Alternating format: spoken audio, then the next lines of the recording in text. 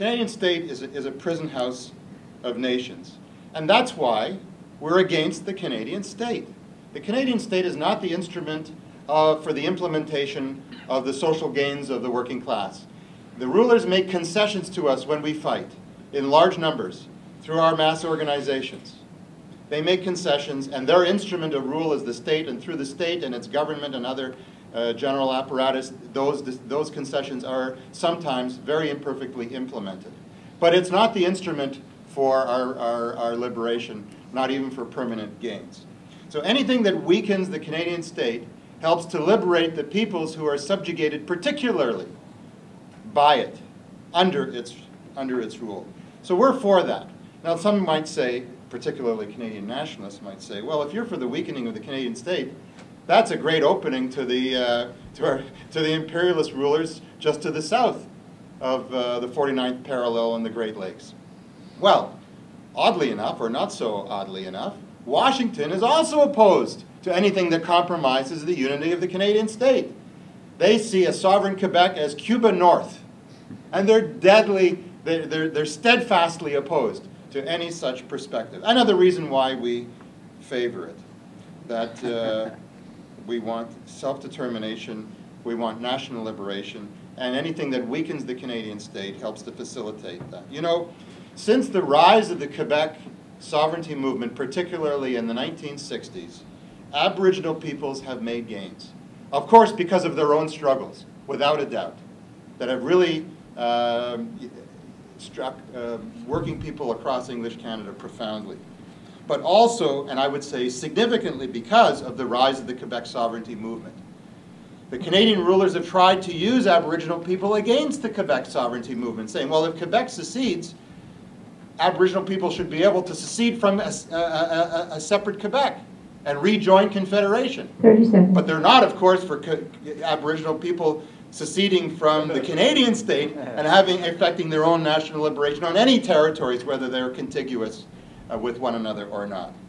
A little hypocrisy there, but all boats of national liberation rise on the tide of the Quebec sovereignty struggle. Another reason why we are for it.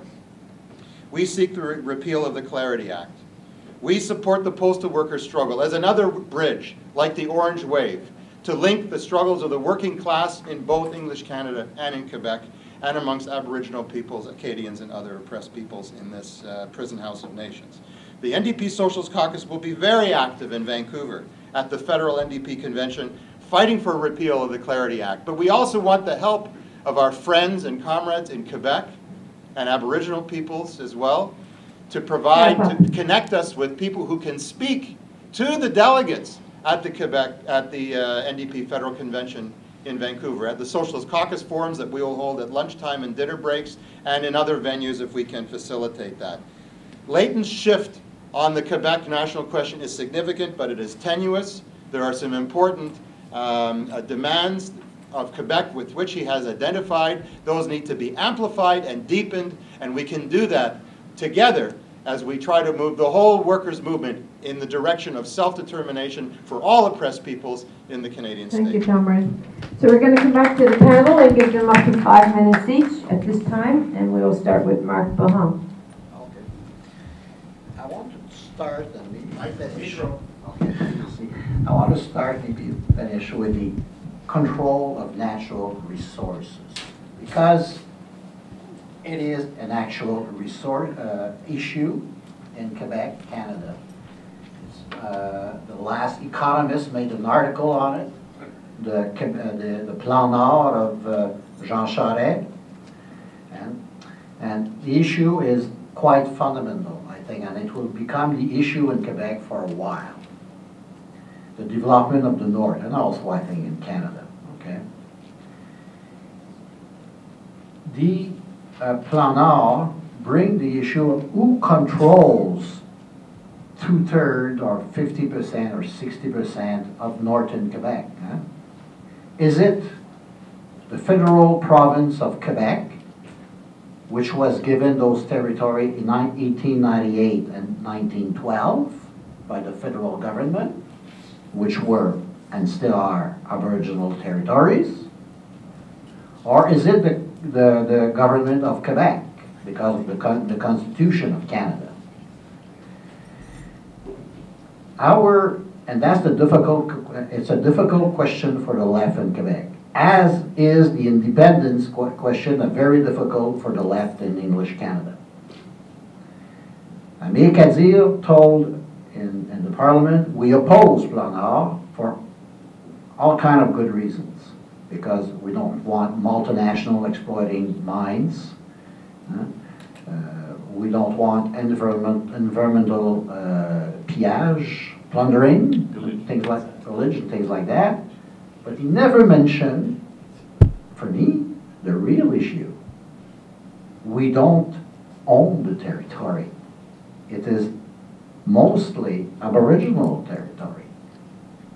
It's theirs. And this should be our position. And it's not. Though we do recognize that they have a word to say, they have to be consulted and all that stuff, usual stuff, okay?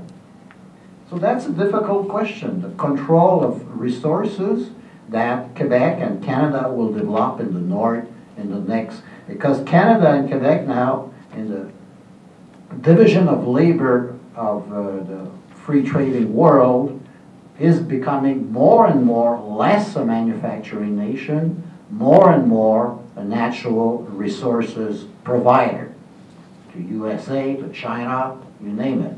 And the more it will go, the more those resources will come from the north. So we got a very, very difficult question, and it's related to national rights, especially of Aboriginal. Okay, that's one reason why we have to deal with those questions right now. And when I say that, and it's the Canadian bourgeoisie to control those resources, divide the oppressed nation one against the other.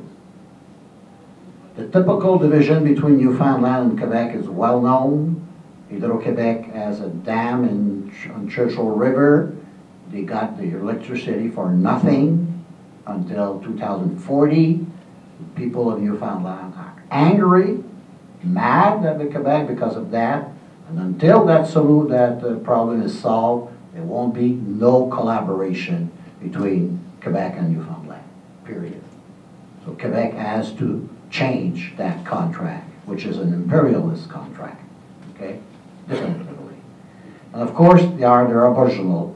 The relationship between the nation of Quebec, Newfoundland, and, well, Quebec and the Aboriginal, which I just mentioned.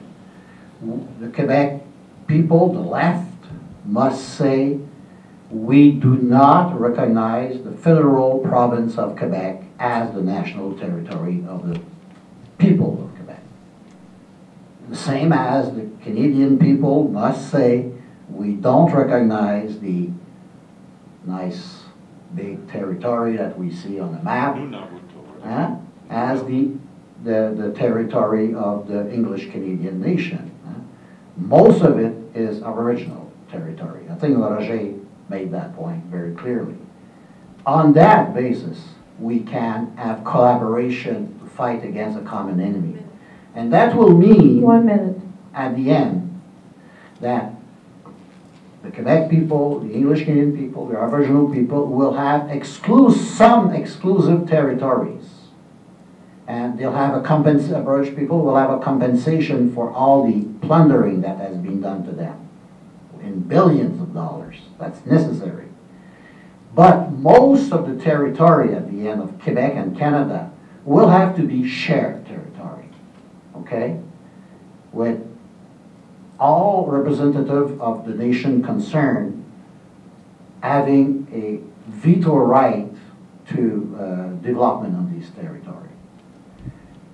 If we don't share most of the territories and have an international treaties regulating that sharing, it will be a civil war.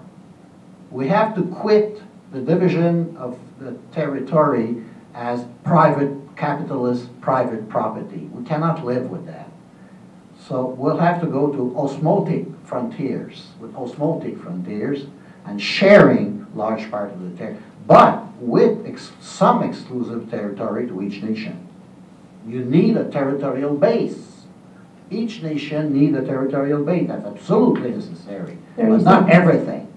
Okay? So we have to go toward that direction. And I accept that Aboriginal, I'll finish with that. I accept that Aboriginal nation in Quebec might choose Canada as a partner, might choose USA as a partner. It's possible. The best way to avoid that is to offer them, to give them a very good offer as an international treaty. And we should do that. Robbie?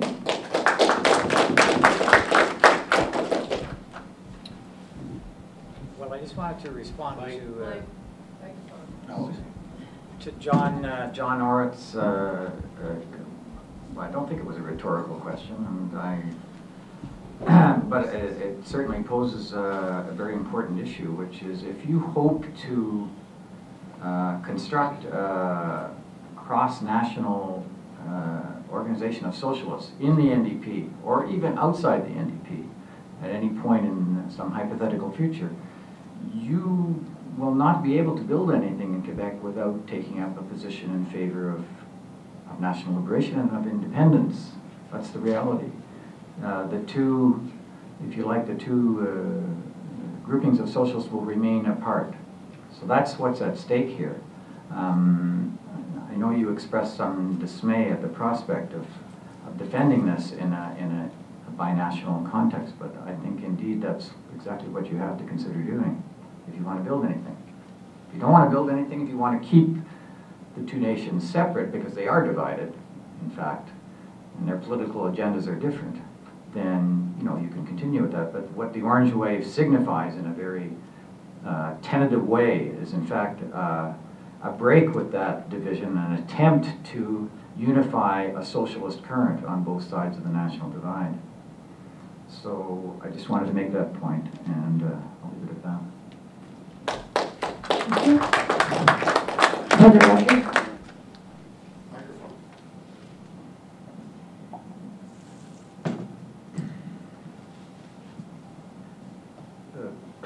First of all, in listening to all the very good questions, I'm reminded of the solution that Buckminster Fuller had, and that's to put all the politicians into a big canoe, take them out in the middle of the ocean and sink it. And then we can sit down and get together, because they're the ones that tear us apart.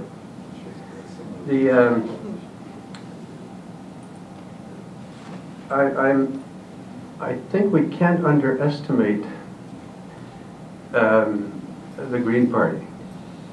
We haven't talked about the Green Party, but they're on the right track, because we've got all these problems with nature and with all these difficulties, and we're not really addressing the issues of the environment. Native people came from the environment. They come from the environment, not only us, but that environment is ours. That's our lifeblood. And unless we address that question in a much better way than we are now, I have to give her credit to the work that they've put into even getting on in Parliament. But what they can do there is going to be very limited without some push from outside. It is going to be a struggle, and it has been a struggle for Native people, but they've made gains. They've maintained some of their lands at great expense at times, but at the same time, as they get led into other streams, they forget the values that they were raised on, and the values of Mother Earth. And you destroy Mother Earth and you destroy yourselves. And those values have to come back to the basics of who we are as peoples, not native peoples and non-native.